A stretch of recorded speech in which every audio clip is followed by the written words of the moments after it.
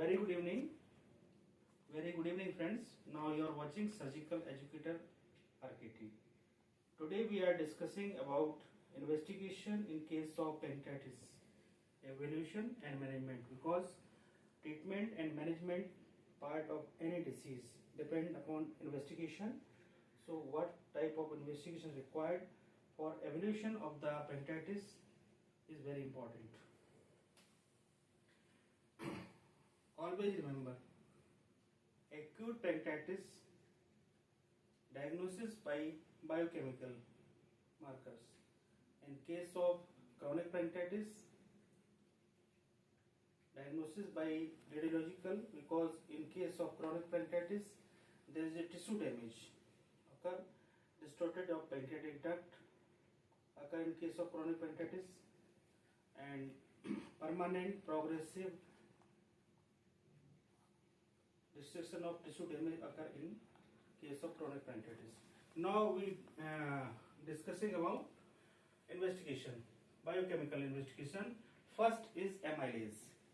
Amylase raised in case of acute pancreatitis within 6 to 8 hours and remain elevated up to 4 to 5 days.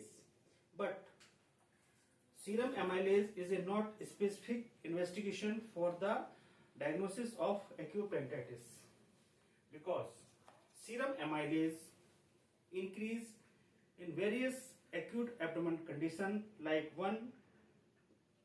Perforation, duodenal perforation, mesenteric ischemia, diabetic ketoacidosis, renal failure, and torsion of hollow viscous of abdomen, or in case of acute pancreatitis.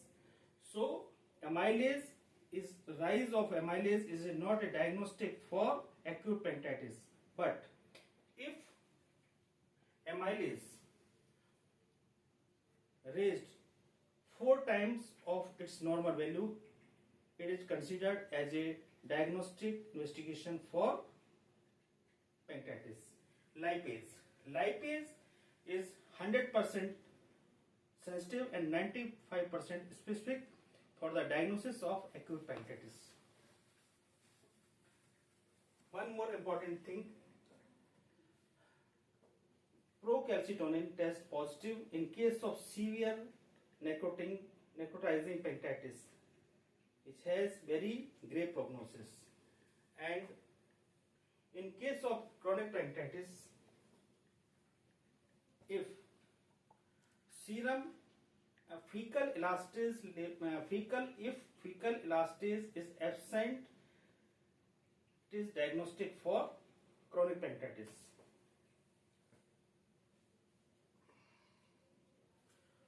Now we are discussing about certain radiological investigation.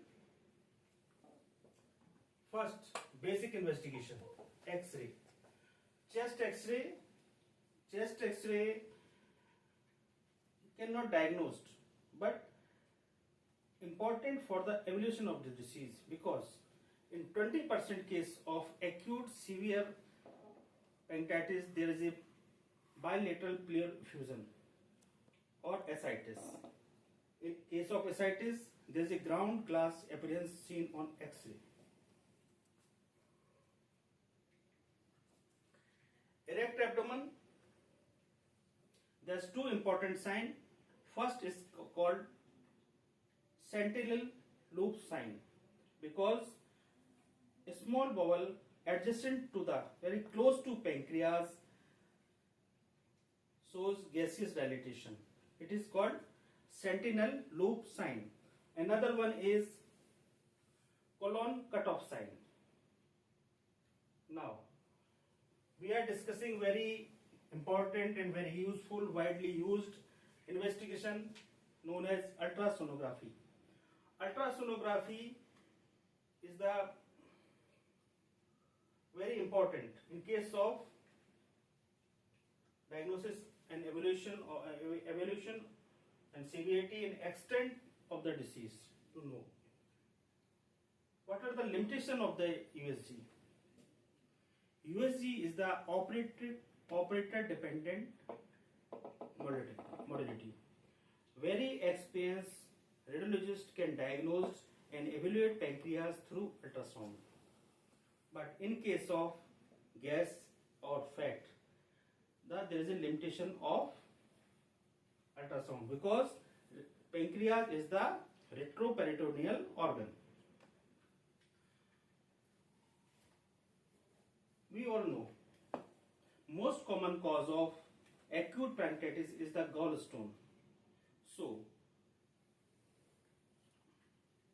to know about the gallstone disease, diameter of the CVT, CVD calculus, very accurately diagnosed by ultrasound. So, ultrasound has a very much advantage in case of diagnosis of pancreatitis. What type of information we can get from ultrasound? Size of the gland. In mild pancreatitis, there is an enlargement of the gland, edema of the pancreas, there is a peripancreatic collection, and tissue of the pancreas is heterogeneous. All these things indicate acute pancreatitis. Through ultrasound, we can also diagnose ascites, acute fluid collection in case of acute pancreatitis. Normally, fluid collection dissolve within 4 to 6 weeks. If tissue collection not dissolve after 6 weeks and there is a possibility of pseudocyst, we can diagnose pseudocyst of pancreas through USG also. Now, next investigation is CT. CT scan is the gold standard for the diagnosis. Not for diagnosis, to know the extent of the disease and severity of the disease and other complication of the pancreatitis. This is the best diagnosed by CT scan because it is not operator dependent diagnostic modality. And what type of information we can get through CT scan? We all know pancreas is a retroperitoneal organ. CT scan is the gold standard for diagnosis, evaluation of the pancreatitis because pancreas is the retroperitoneal organ and CT scan is not a operator dependent diagnostic modality. What type of information we can get through CT scan? Size of the gland, complication of pancreatitis like acute fluid collection, pseudocyst of pancreas, peripancreatic collection, ascites, etc. And CT scan can also diagnose necrosis of gland, either sterile or infected. But through CT scan, we can't differentiate in between sterile necrosis and infected necrosis. CT scan also plays very important role in case of therapeutic. In case of management of pancreatitis, in case there is a abscess formation or infected pseudocyst occur, percutaneous aspiration of cyst or abscess can be done with the help of CT scan. And other very important thing, CT scan, CT abdomen is very important to distinguish between pseudocyst of pancreas and mucinous cyst adenoma of the pancreas. CT guided aspiration of fluid done, and after analysis of this fluid, we can differentiate pseudocyst of pancreas with cyst adenoma of the pancreas, because in case of pseudocyst of pancreas, there is an increased amylase activity, and if there is a tumor or malignancy, the activity or raised concentration of the CEA, carcinogenic embryonic antigen. Now we discuss other modality like MRCP and ERCP.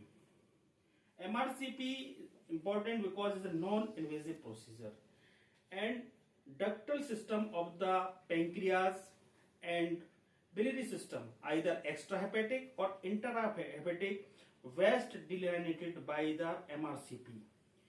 So there is stricture, distortion of the pancreatic duct, any tumor compressing the pancreatic duct, best diagnosed by MRCP.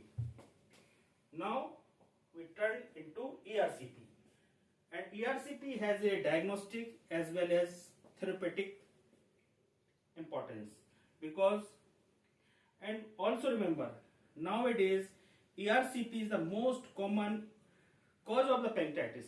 Iatrogenic injury occur during sphincterotomy, during placement of the CVD stent, can cause pancreatitis. So ERCP used for the treatment of the pancreatitis and also cause the pancreatitis. Always remember this thing. So it is a invasive procedure, so we have to take care by the experienced gastroenterologist should do this type of procedure. ERCP, urgent or elective.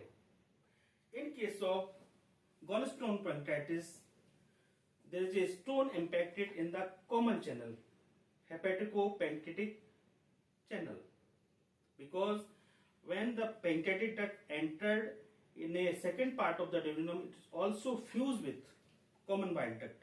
If stone impacted at the common channel, so there is a cause of if a stone impacted in the common channel, that causing reflux of highly irritant pancreatic juice towards the pancreas, and intracellular conversion of trypsinogen into trypsin occur in the acini of the pancreas, that causing pancreatitis, the main pathogenesis of pancreatitis. So it is the debatable question, ERCP should be done urgently or electively. Always remember, first thing, if there is a gallstone pancreatitis and stone impacted in the common channel, urgent